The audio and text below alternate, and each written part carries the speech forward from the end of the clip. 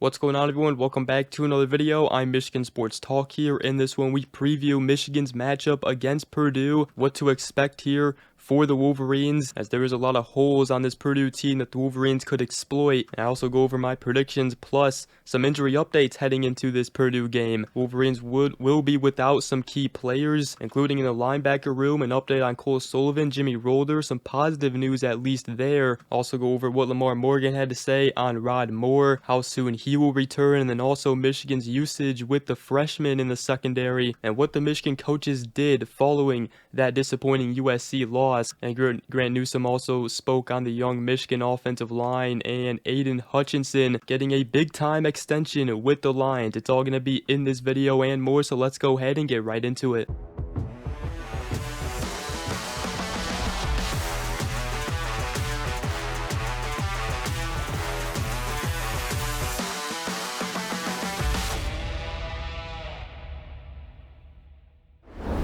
Alright, so number 21, Michigan hosting Purdue here in a game before their bye week, which will be a much needed bye week here for the Wolverines, get some players healthy. But first, got to take care of business at home against Purdue. The Wolverines have obviously set themselves up pretty nicely here, 6-2 currently, and if they win their next 3 games against Purdue and then on the road against Northwestern and Maryland, Wolverines will be 9-2 with everything to play for in a huge showdown in the Big House against Ohio State, which obviously right now is the goal for this team. Now, let's go ahead and get into this matchup here for the Wolverines going up against Purdue. Now, it's not the most intriguing matchup here for the Wolverines. It should be a nice easy win here for them, but they still gotta go out there, take care of business as always here in the Big Ten. Now, Purdue started out the season 2-0 with wins over Ball State and Southern Illinois. They have not won since, though. They are 2-6 on the season following a crushing 27-24 loss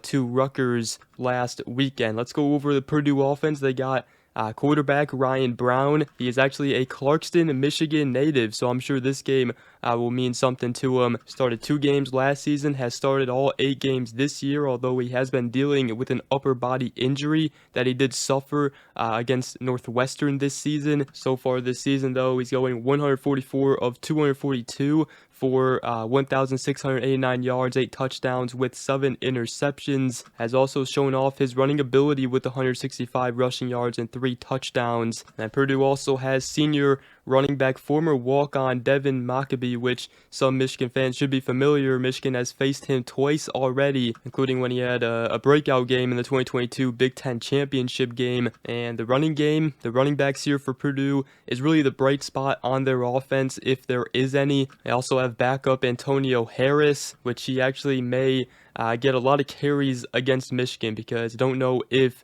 Maccabee will be able to go against Michigan. And they have sophomore wide receiver Nitro Tuggle, another familiar name for the Wolverines. They were recruiting him out of high school. He transferred from Georgia to Purdue, and he's had 19 catches for 310 yards and a team best 4 touchdown catches. They also got senior wide receiver Michael Jackson, has 44 catches for 398 receiving yards. So it's a little preview of the Purdue offense, some key playmakers there, but as far as Michigan's defense, I think they should be stout in this one. They've had 2 great weeks in a row here against Washington, Michigan State. I think they continue that here against Purdue's offense, and I really think Purdue's offense only chance to find success is really through the air. I don't think they're going to have that much run success in this one, but we'll see. Their offensive line isn't that great. As far as the Purdue defense, they rank 92nd nationally by allowing 27.8 points per game, 75th against the run, 106th versus the pass, and really their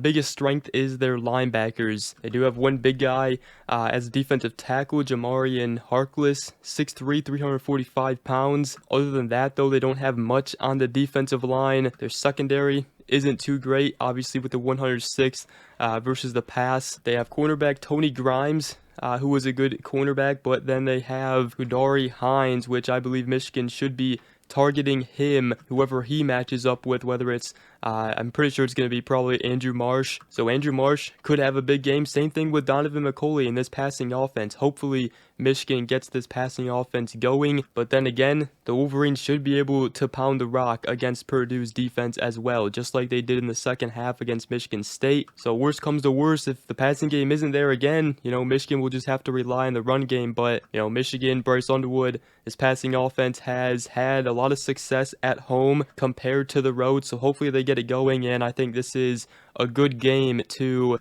test some things out offensively, get the passing game going. And I do believe Michigan will have a nice blowout victory here against Purdue. I'm going Michigan 38, Purdue 10.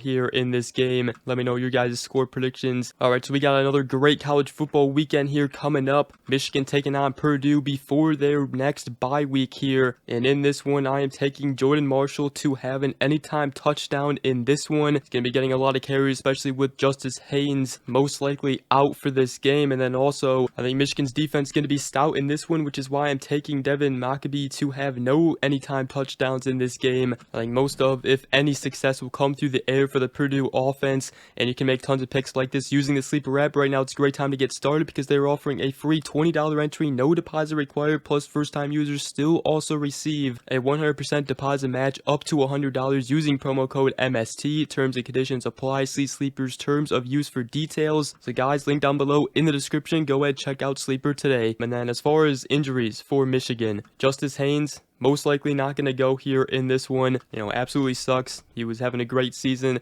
Was putting together a potential Heisman campaign. Seems like that's going to be put on pause though. Hopefully the Wolverines will get him back sooner rather than later, and hopefully they can get him back for sure against that Ohio State game. And again, this bye week coming up for the Wolverines will be huge to get players healthy, especially defensively and in the linebacker room, because the Wolverines will be without Jimmy Rolder and Cole Sullivan in this game as well. Now Troy Bowles, obviously another talented linebacker, will get a lot more reps. Also potentially the true freshman Nathaniel Owusu-Boateng and potentially Chase Taylor, two true freshmen on the roster. Could see more of them in this game against Purdue. And we do got some positive injury news on both Cole Sullivan and Jimmy Rolder, according to Josh Henschke of Maize and Blue Review. It doesn't sound like Jimmy Rolder's injury is expected to be long-term, and he could potentially return following the bye week. And as far as Cole Sullivan, Michigan is optimistic that they will get him back before the end of the regular season, which is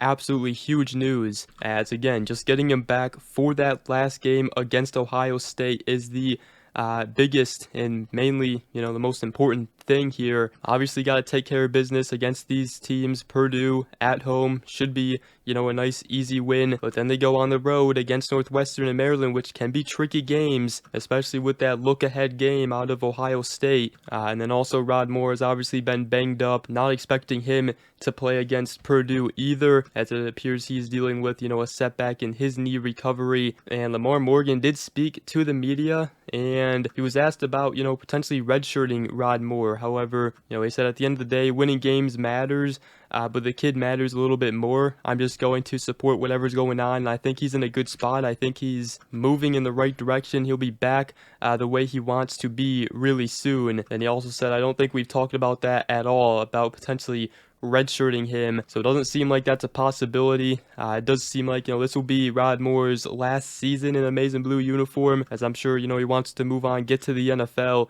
and hopefully he gets healthy enough to play, not only the rest of the season, but also to perform in the Senior Bowl and in the Combine. And, we'll see if he can go following the bye week. But again, most important thing, having him ready for that Ohio State game, because, I don't care if he hasn't played in a while. If he can go in that game against Ohio State, I mean, this is the Buckeye killer right here out of Rod Moore, Ohio native, and having him out there in that rivalry game against Ohio State would just be a beautiful sight to see, obviously, for Michigan fans. And then Morgan also talked about the freshmen. He said, we do a thing where we always talk about our goals at the beginning of the season, and my goal was to play the most freshmen on the football team here, to get a young player ready to play, have the team trust him.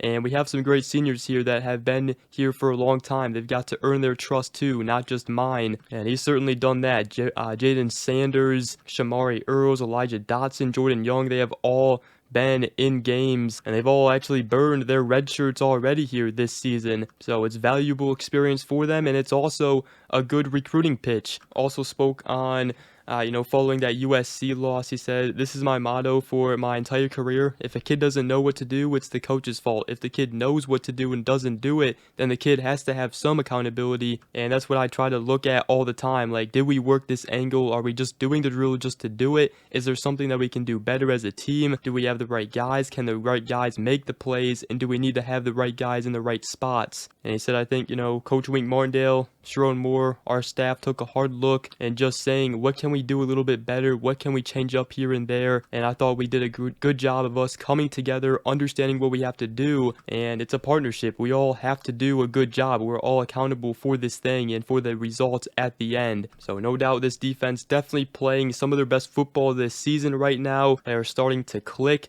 And I think this coaching staff has a real good feeling now of, the players they have, putting them in better positions. And we have seen that blitz rate go down the past 2 weeks here against Washington and Michigan State. And Grant Newsome also spoke to the media, said about the future with, 3 redshirt freshmen starting on the offensive line right now for the Wolverines. He said, obviously, you never want to have injuries. Probably wouldn't have gone into the season thinking this would be our 5th or whatever it is starting combination in 8 games. It's obviously not what you hope for, but it's what you have to prepare for. And it's something that Coach Moore has always maintained, that you've got to have 10 guys ready. And I think we've started, 8 or 9 of them. So it shows the depth we have in our room, and it's a credit to those young guys like Blake, who even when he was not the starter, was still preparing as if he was. So it's a credit to those guys, the ownership they've taken, and we've talked about it. Future is definitely bright here for this Michigan offensive line. And also to wrap up this video, wanted to mention that Lions edge rusher Aiden Hutchinson has agreed to a 4-year extension, as they have reached a 4-year $180 million extension that includes $141 million